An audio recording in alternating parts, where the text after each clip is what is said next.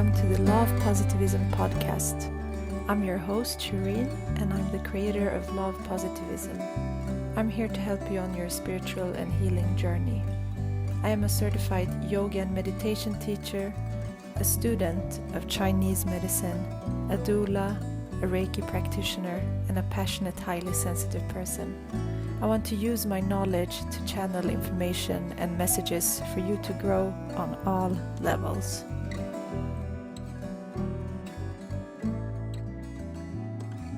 Hi, and welcome to this week's episode. Thank you so much for being here, and I hope you're having a beautiful summer and that you've been going with the flow with all of the eclipses, and that you always feel guided and supported on your path. And today I have a dear friend of mine, Leonhard, who is a spiritual guide, coach, counselor, medium, and healer as my guest on the podcast. And we get into very interesting topics around energy vibration. He shares his 18 years of practice and knowledge from his own path with us on this episode. And we get into interesting topics such as different energy vibration and qualities of energy vibration, our perception, the range of vibration, how it is to perceive non-incarnated beings and spirits, spirit connection. We talk about energy residue in different spaces and how to distinguish between that and spirit connection.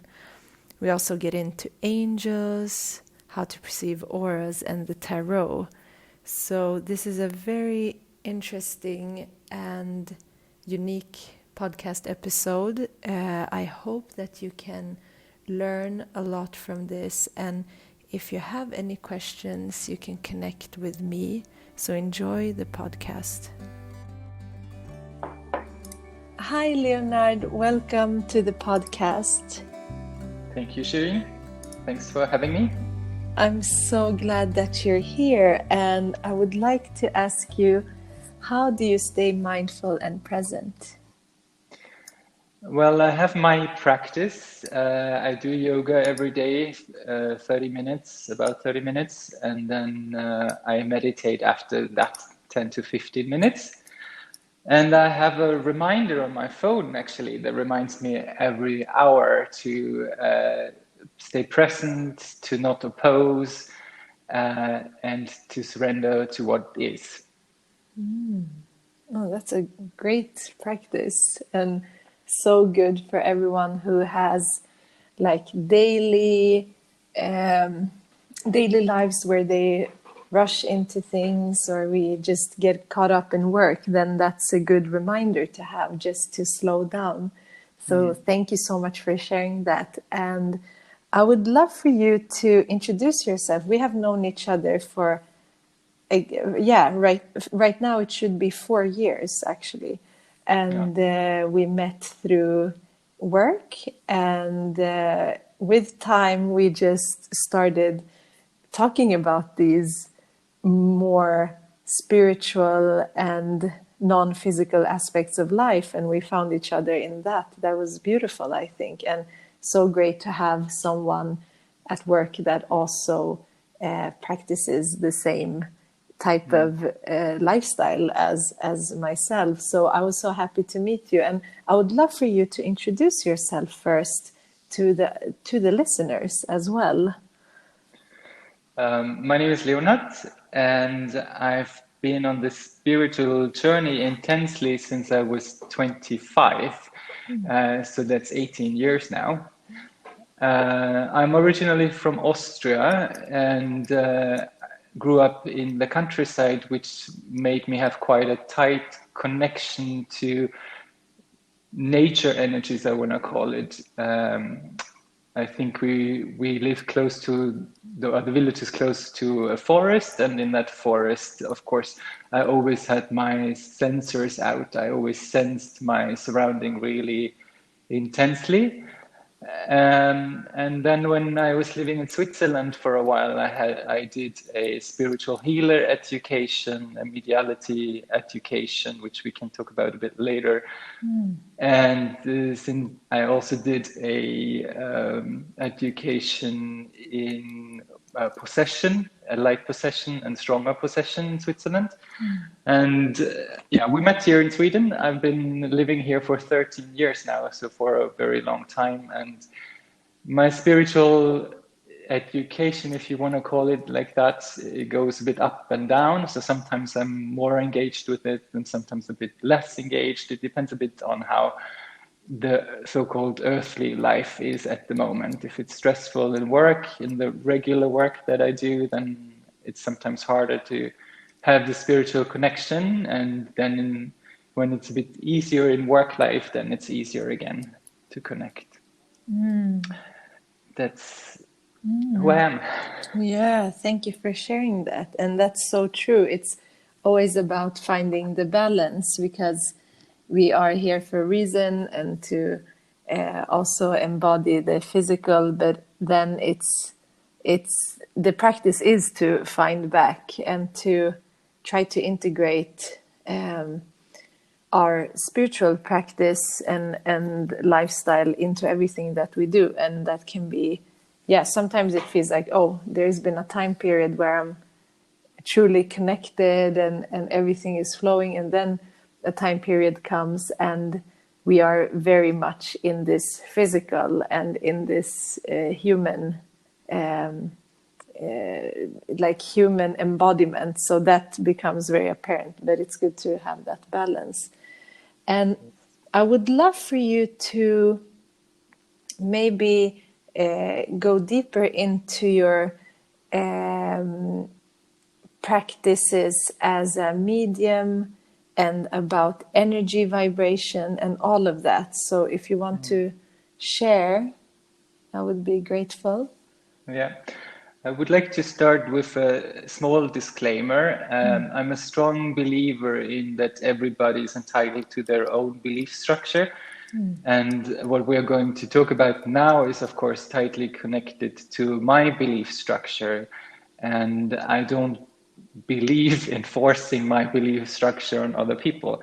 So please, whatever we talk about now, take it into yourself, check with your authenticity filter if it resounds a truth within you, and if it does, you can integrate it. If it doesn't, then just move on and see what's out there that fits your belief structure and your authenticity filter.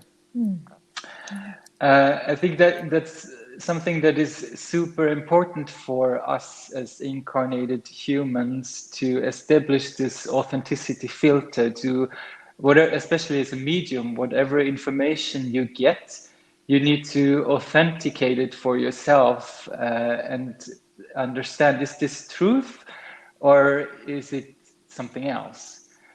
It's pretty much the same way as in our incarnated life. When we talk to another person, we of course should engage with their energy and we should communicate clearly with them, but then we also filter the information that we get from them, because we know that not everybody speaks truth. And the same counts for medial and spiritual conversations that we might have. And I think that's a pitfall for a lot of mediums, that they do not authenticate. They just take the information in and pass it on to other beings without evaluating it and without letting it run through their authenticity filter. The basics, as I understand them, and as probably other people do too, we are dual beings, and we are dual beings on many vibrational levels. So while we are incarnated into our body, we are dual. We have light and we have dark within us. We have additive energy and subtractive energy within us. We have positive and negative. And on our soul level, that's the soul, which is the light part within us, and the ego, as I define it, which is the darker or the more negative part within us. And ego struggle, all of you will know that. So the soul and the ego are the two parts of us that are incarnated. On the non-incarnated level, that would reflect on the higher self and the lower self. And while we are incarnated, I see the higher self as the vessel that stores all the knowledge that we have acquired over several lifetimes, and the lower self as well. And it is important for us to accept this duality within us. It's not necessarily to be judged that we are living our ego very strongly, or that we have lived more on the lower vibrational level in some lifetimes. That's totally fine and totally acceptable, because in the end, as I see it, the goal is to dissolve duality within us, to harmonize and integrate the ego and soul to be one cohesive being. And on the higher level as well, to step out of the incarnation circles, to step out of the duality of our spirits, the spirit in the light and the spirit in the dark, the higher and the lower self, and surrender that and find our way back to God. For me, the God or the infinite is a non-dual being. There is no judgment in God. If you engage with the light part, with angel beings and so on, you engage with judgment in a very strongly way. There is opposition between light and dark. There is judgment between light and dark. Something is good and something is negative. That's the life we live in. But the goal must be to surrender and to integrate those parts into ourselves. When we look at energy, vibration, everything, of course, that is around us is built of energy. And what connects this energy with each other is energy vibration. And this energy vibration is really the most important thing we can learn in our existence, in our incarnation, to become aware of it, to read energy vibration, to understand it, and to understand the aspects or qualities that energy vibration can have. For us to achieve that, I would say we need to start training our awareness, our sensitivity really towards energy vibration. And that can only start in the incarnated level. So if you want to become a strong medium, you need to train your awareness on a day-to-day basis, basically. Your presence, your staying in the now, if you want to call it that, of being aware of what's happening all around you, what's happening within you, so that you really practice in meditation to get to know yourself, but to also get to know the energy vibration that is surrounding you in your home and in the world that you take part of. And there is a lot of exercises that we can do to achieve this kind of awareness by focusing, by having narrow focus, a wider focus on what's happening around us. So I think that must be the starting point for anybody in this life to actually awaken. And if that's the goal, then you need to be aware of what's happening around you first on the incarnated level, and then on all the other vibrational levels that are the non-incarnate levels. When it comes to energy vibration itself, there is aspects to it or qualities to it that we need to understand. And one, of course, is the level of vibration. Like we are in an incarnated level of vibration, and this level of vibration has a certain frequency that it vibrates on. It also has a density. So how dense is the energy that is surrounding us? A table has a different density in energy vibration than air has. And we're very much aware of that, because we can't move through a table, but we can move through air. There is also an aspect of speed in vibration. What we perceive in our incarnated life has a certain speed, the vibration. That's why we can perceive it. But if we would speed up our perception, then we would become or are aware of a lot more energy surrounding us on different levels. And then last, there is, of course, a certain pattern, a certain rhythm to vibration as well. And this rhythm defines what what object or what being we perceive, because everything has a different rhythm and vibration, even though if it harmonizes within the same level, density, and speed. For us to actually be able to perceive higher vibrations, we need to learn to manipulate our perception of this energy vibration. So we need to go, for example, if we want to perceive angel beings, you would need to go higher in your level of vibration, increase the frequency of your vibration, decrease the density because it's less dense in higher vibrational levels. You would need to speed up your perception. You need to, because it vibrates much faster, it has a different rhythm. So you need to fine tune your energy vibration to actually perceive this higher beings, these angel beings.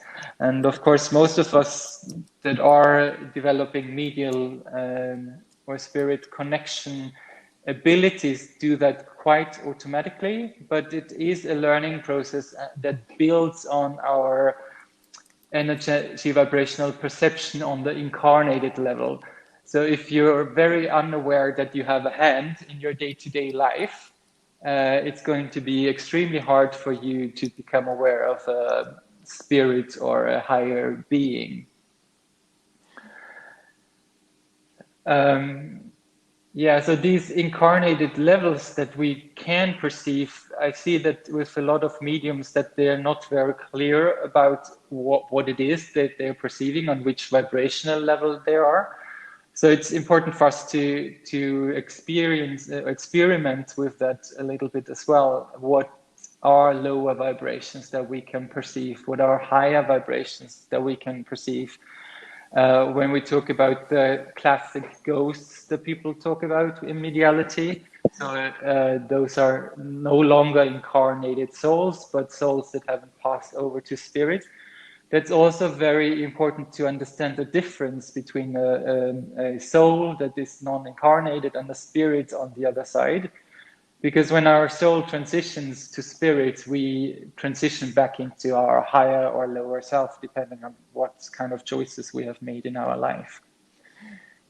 So often I see mediums, they don't see the difference between a ghost or a being that is a soul that is non-incarnated, but still on this side of vibration or within our vibrational range.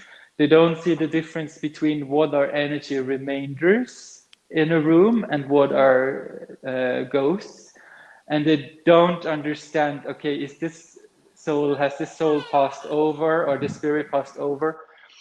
Or has it not? And then on the levels above that, it's sometimes hard to perceive how advanced is the spirit that I'm communicating with. What is the spirit's agenda? Because they do have agendas themselves, even if they are in the higher vibrational in heaven. And also there are different levels of angel beings that we can have contact with, and they themselves are still dual beings, even if they would like to ignore that fact. But just by seeing that an angel actually can fall means that an angel is a dual being. So if an angel falls, of course, it would be on the lower vibrational range. And for that to be possible, they need to be dual beings. Yeah, Shirin, you have any questions to that? Yeah. So much interesting things. I actually do, because I do receive questions and thoughts around like spirit connection and feeling energy, and I write about that as well. And it's interesting how you said it can be hard to distinguish what is what. And I'm just like, from your experience, let's say you enter a room or a house or a building and you sense something. How do you distinguish that, okay, I'm sensing a residue of energy from previous events or people, or I'm perceiving a spirit that is trying to connect or that is roaming around here. Like, how do you make that distinguish? Yeah, that's a really hard thing to learn, I would say. It's experience, really. Experience with those different energy vibrational levels. So in the beginning, I suppose you start by, as I said, evaluating the energy vibration that you are around with. What level am I on? How is the density of this energy? How is the speed of this energy? How is the rhythm? And then you start slowly manipulating it and slowly going higher. And it really is a feeling, if you go higher in vibration, like lifting you up. It lifts your soul up in a way. You feel like your body is straightening, like you're moving out on the top of your head. That's how you go up in energy vibration. When it comes to me walking into a room, I can give you an example. I moved into this 18th century apartment about a year ago. And it's, of course, beautiful because it has a very established energy in the home. And when you walk in, you can really feel that, but you can also feel that it's a mess, or it was a mess when I moved in here. There is energy remains of all the people that have lived here, people that have died in this house, people that just passed through. It's also very common when I sleep in a hotel that it's a very hard thing for me to sleep in a hotel because there is so much energy remain. So the first thing I actually do when I move into a house or an apartment is that I start cleaning the apartment in a spiritual way, or smoking the apartment. And that is really to get rid of all those energy remains of people that have lived here before. But when I moved into my 18th century apartment, I smoked it, and the apartment itself was fine, but the house was not. So I spent quite a lot of time also pumping light energy into these spaces just to clean it out even more. And the first night I slept here, and this may sound a bit strange, I had 6 or 7 spirits that I perceived in the house that I needed to help to move over to the other side for me to be able to sleep basically here. It was very intense, and I've never lived in an 18th century building before, so maybe that's why it was so much in here. And in the part in Stockholm that we live now, there was a big fire in the 16th century where a lot of buildings burned down. So there is still the remainders of these kinds of energies here as well. And you can help the environment that you live in by channeling light into the area to actually clean up some of these things. I think one understands quite fast that there is a soul that hasn't passed over incarnated, because you can feel there is anger, or there is a demand really for you to help them. So I think that's one of the things that you can quite clearly perceive. If there is some kind of demand on you to help them to move on into the light or into the dark, I always give them both options. Then that's a soul that hasn't passed over onto the other side. The reason why I give them the option to move into darkness or light, if you want to call it that, heaven or hell, is that I'm trying to be as non-judgmental as possible.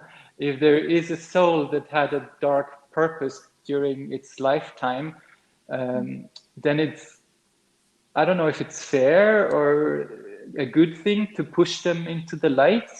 I think we should respect even the soul that hasn't passed over to make their own decisions. But the decision they have to make is to move on, because being stuck here in this world, this incarnated soul is not very helpful for anybody. You're not able to move on with your existence and your incarnation cycles.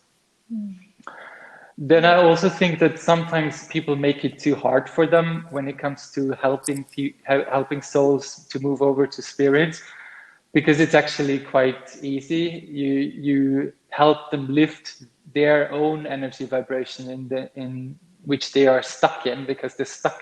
They can't move into a higher density, higher level of vibration, lower density, and so on. So you just kind of take them, you pick them up, and you change your own vibrational level so much that they come with you basically to the other side. So I think if you're an experienced medium, you don't need to tell them to pass on and let them go. You can actually walk with them over to the other side and help them in this transition as well, not just watching them from afar as they pass on. I think that's quite a major difference between the work that I do and the work that other mediums are doing. And then when it comes to actually spirit on the other side, I have a lot of experience from having conversation with spirits from the other side. And I think they're great teachers. And I think that's actually where we should be searching for our spiritual knowledge. We should establish those contacts to teach us on the higher spiritual levels, on the higher vibrational levels on the other side, and actually get knowledge transferred directly from them. Then it's even more important that you have a strong authenticity filter. So if you get knowledge from a higher spirit or even an angel being, you need to pass it through your authenticity filter. You need to authenticate it for yourself. You need to find if there's truth that resounds within you in what is communicated to you, and only then you integrate it into your belief structure. Otherwise, you're open for a high level of manipulation, which I think can be quite dangerous. That was a long answer to your question. No, thank you so much. Yeah, that's really interesting. And I'm also thinking about how, because you tapped into angel and angel communication. Can you dive a little bit deeper into your understanding of these beings or energy, or what it is? So I think there is a lot of folks out there that call themselves light workers. And if you are a light worker, which means you basically work for angel beings or for higher vibrational beings, then you have kind of a benefit, because they tend to help you in your life struggle when you are defining yourself as a light worker. That's from my experience. But as soon as you start tampering with non-duality, it's not as positively received on the other side. So as soon as you also start looking at your lower self, they don't really enjoy that. And I think that's because angel beings are, well, by definition, light beings, but they tend to ignore their lower vibrational selves, and they tend to ignore the dark side. There tends to be this eternal struggle between light and dark that I think most of us are aware of. And angels, in my personal opinion, often drive their own agenda as well. And they have a job to do, and we support them in their job, basically. And that job drives their agenda very strongly. And of course, if you can read books about the different angel choirs and the different vibrational levels that exist within the angels, and beings that are more powerful and less powerful depending on their own evolution. So when you have a spiritual contact to an angel, when you're a spirit in the higher self, when you connect to that, and then that connects to an angel being, you need to be careful as well and authenticate the information you get, and see what is truth, and decide for yourself if you want to help them in whatever task they have for you. But again, I think our job as incarnated humans is non-duality, to evolve to a level where we are no longer dual beings. We are no longer just connected to heaven or hell, but we kind of stand outside of it. We kind of evolve past the angel level, if you want to call it that, and have a closer, direct connection to the infinite, to God, which is really non-dual. And then I have a strong opinion about, I don't want to step on anybody's toes, I must say here, but I have a strong opinion about people. I don't know, there is spiritual people that always talk to the archangel Michael or another archangel without authenticating if it is the archangel or if it is another angel being or if it is a spirit that is not, that is on the other side that you have a contact with. And of course, that is really difficult in the beginning to identify who or what is the being that I'm communicating with. But it's super important that we have this, again, authenticity filter all the time on, because it might not be an archangel that we are communicating with. It might be a lower vibrational being even that we communicate with. And if we can't differentiate, let's say it in a harsh way, between an angel and a demon, then we have a problem, right? We need to understand who are we talking to, and that's why these authenticity filters are really, really important.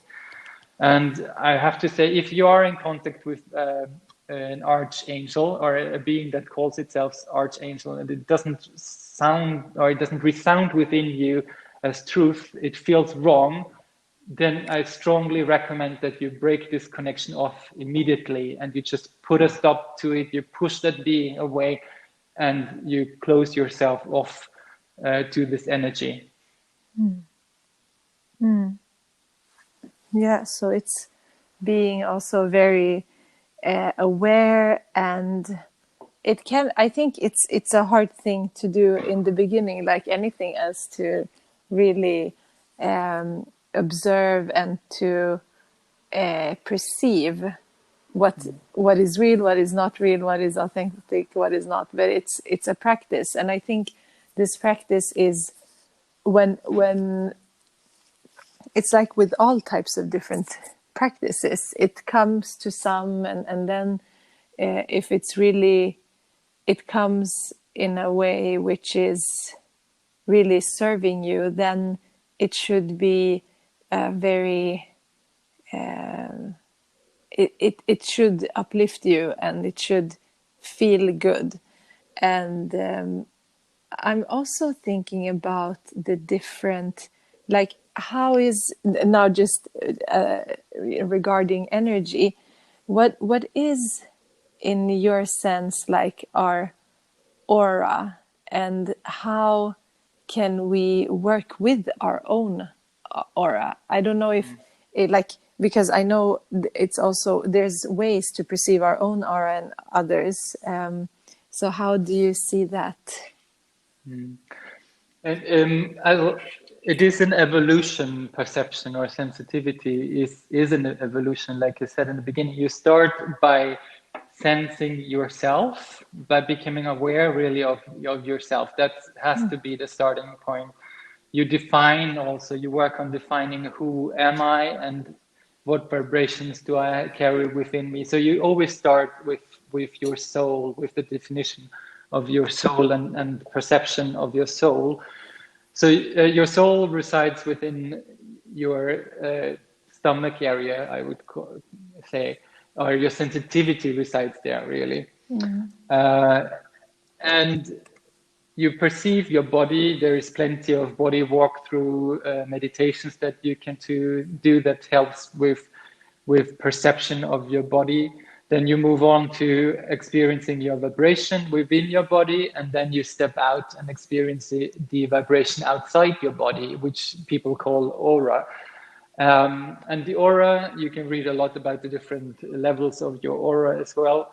But what I find most important is that you find like the outer skin of your aura, that you and this from a personal perspective is important, because you can play with your aura skin, you can manipulate it, you can manipulate this outer layer and kind of make it tight and strong to protect you if you need to cut yourself off because you are highly sensitive and sometimes you just need to lock yourself away from the world. Then you can manipulate your outer skin of your aura and get that effect so that you don't suffer under brackets.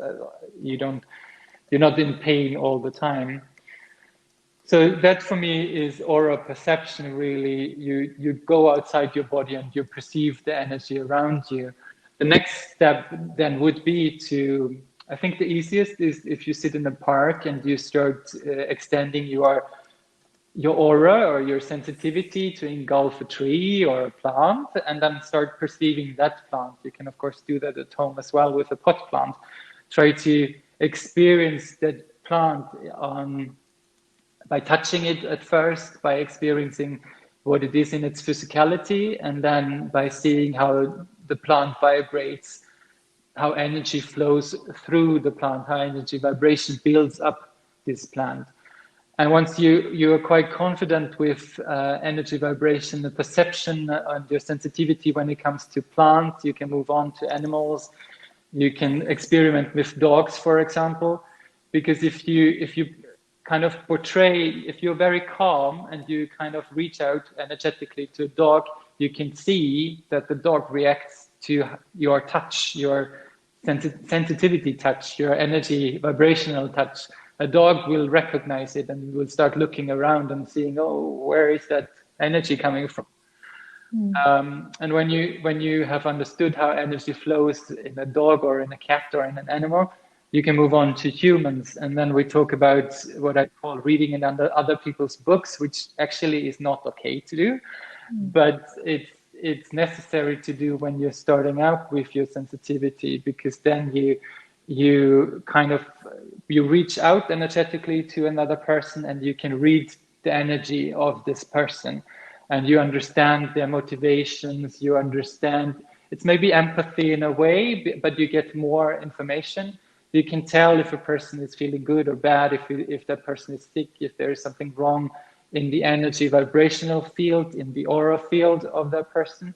So you reach out from first myself to the world around you, and through that build up your vibrational understanding of the incarnated level of the world.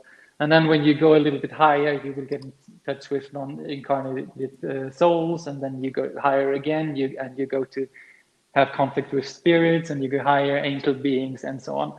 Or you go lower and you experience, people call it hell, lower vibrational levels. And for me, hell is equal to ego struggle, really. If I perceive the lower vibrational levels, it's all about ego struggle. It's all about who's on top of the food chain, and it keeps on constantly evolving.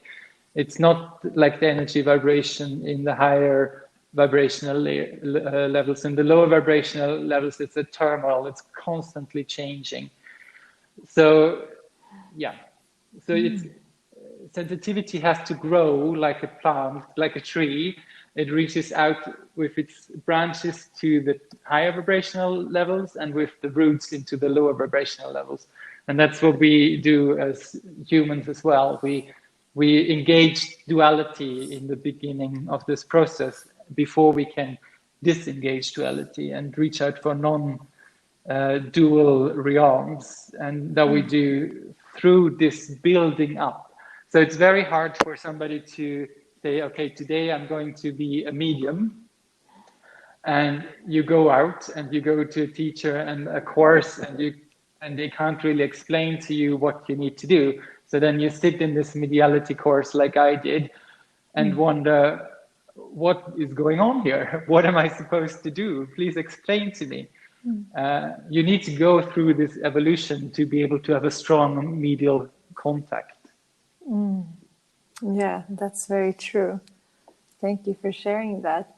And since you tapped into that, you practice yoga as well, how has that helped you on your journey?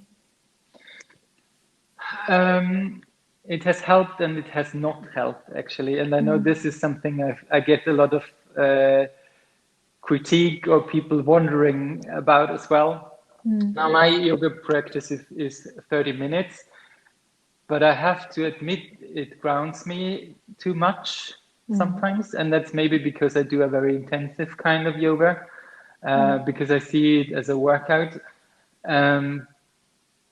But it grounds, I mean, physical activity grounds us very strongly. So that can make it sometimes harder to actually reach out for higher vibrational levels. And I guess it depends on what kind of yoga you do as well, and how much you meditate afterwards. Meditation is good because it helps us, or it makes it easier for us to be less grounded.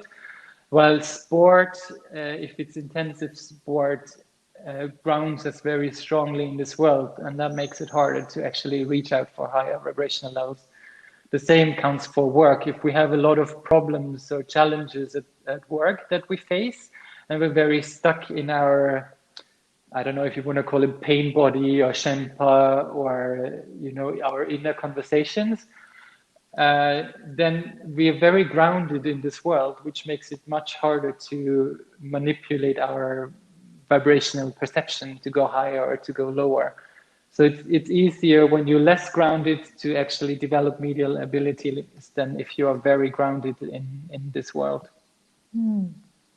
So it's a balance. And for sure, the physical yoga is just, it's preceding meditation. It's just for you to be able to sit in meditation for a longer time. So it's a great way to prepare the body, the physical body.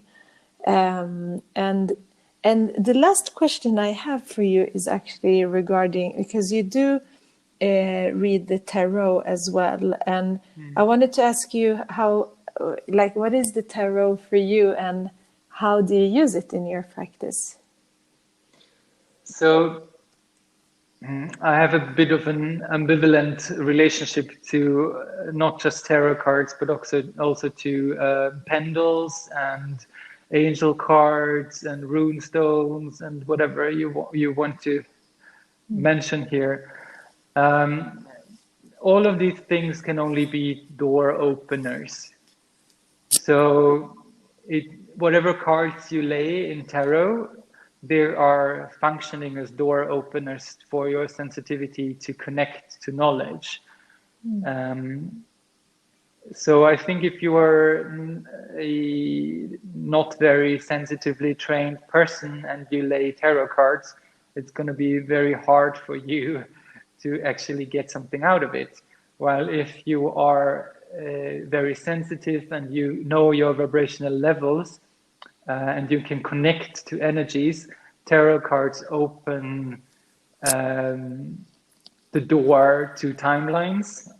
We haven't talked about the concept of timelines, but very shortly, you can step on your timeline or on anybody's timeline and walk back into the past. So if you are sensitive and you have a client in front of you and you want to look at their sources of suffering, which could be like past lives, it could be early childhood scripts that they have acquired, or it could be other things. So if you step on the timeline, you can go back into the past and you can go forward. And that's kind of what tarot cards often do as well. You ask about the future when you lay tarot cards for somebody. So they open up that gateway to the timeline and give you indications of what might happen in the future. The tricky part with timelines is that they are forking, which means they can split off in different directions. And what people or sensitives usually do is that they actually walk the strongest timeline forward, and then they say this is going to happen, and it doesn't happen, because even though it was the strongest timeline forward, another timeline that is forking off was incarnated, or it was one of the hidden forks. And so if you are sensitive and you come to a spot where a timeline forks off, and you're aware of it, you can actually stop there and see what are the options going forward. And that's why I think tarot cards can't really help you with that. Then it's better that you actually train your sensitivity to a level where you can step on a client's timeline, you walk forward to the splitting point where it forks off, and you just pause there and look, okay, what are the options here? What's the strongest fork going forward? What are the hidden forks? What can't I see right now? And focus on those, because often the hidden forks are actually the ones that are most beneficial to the client, because that's where they learn the most, that's where they evolve the most, that's where they can actually reach forward in their lives. And then there comes the whole concept of life scripts in, so what checkpoints do I have in my life actually that I should achieve? And they of course don't usually come in one order. There's flexibility in when do I meet these events. But that's a whole different area, much bigger to talk about timelines and life scripts and all of that. Yeah, that would be interesting to talk about also with you in another episode, because I think that's very interesting how we work with those things and how we can integrate that knowledge into the practice as well. And do you have anything else that you would like to share? No, I've said it like, I don't know how many times now, authenticity filters are super important. Try to establish your own authenticity filter. And an authenticity filter is really evaluating the information that you're getting and checking, does it resound as truth within me or does it not? And based on the authenticity filter, you decide to integrate it or you don't. So everything that I've been talking about now for the last 45 minutes or so, run it through your authenticity filter, see if anything of it, if at all, resounds as truth within you, and then you can integrate it, or otherwise just throw it out. It's fine. Thank you so much. And how can people get in touch with you, and what do you offer for those that are seeking something similar? I'm afraid right now I don't offer anything. That's because of the work situation right now and living situation that I have. So if somebody has a question, they should probably reach out to you, Shirin, and then we can get in touch and maybe talk about it later. Yeah, for sure. Thank you so much, Leonhard. I'm so happy that you took your time. I'm so grateful for everything that you shared. So I'm sending you so much love. Thank you, Shirin. Thank you so much for listening to this episode. I hope you can let the information and the words and the guidance sink in, meditate on it. And if you do have any questions about any of the topics, you can connect with me through Instagram or Facebook, Love Positivism, and I will gladly answer any questions or forward your questions to Leonhard so he can answer them. So thank you so much for listening. If you leave a rating and a review on iTunes, Apple Podcast, I hope that you can take a screenshot, send it to me, and I will give you an oracle card reading just as a thank you. So take a deep breath in, fill yourself up with new energy, and exhale out and spread this love and energy all around you. Thank you for listening. Namaste.